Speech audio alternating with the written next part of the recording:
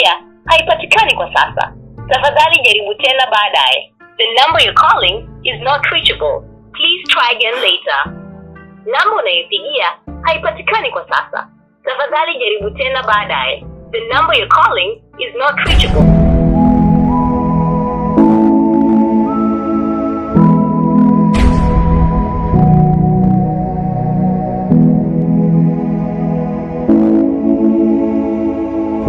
Aisee, kweli hili jua limejua kutuakia. Tena limetuakia kuna utosi.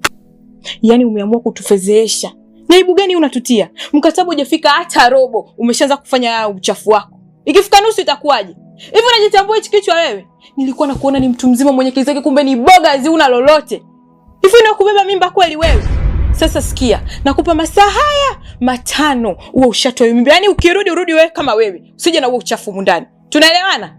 Naomba mnisamehe. Naogopa kufa. Msikia huyu? Anakuambia ukitoa mimba unakufa naye. Basi mimi ningekuwa nishakufa. Maana nishazitoa karibia 100. Eza mimi sikoyo. Ozui zemi. Makamba ya boete. Mama. Ozoyoka. Ozoyoka bien. Azui zemi. Awa zemi te. Awa mbongo zemi te.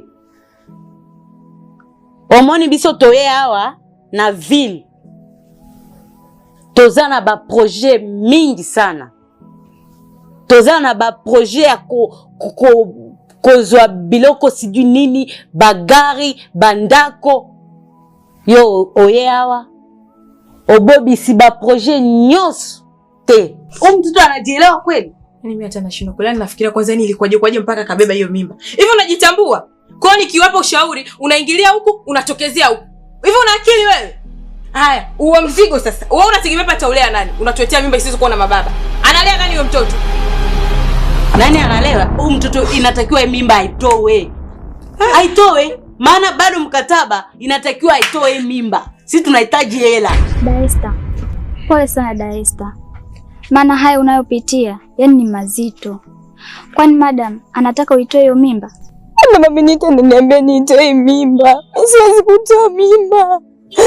Siwezi. Kimbe kinatia gani hichi? Kwani anataka nitoe? Siwezi kutoa mimba.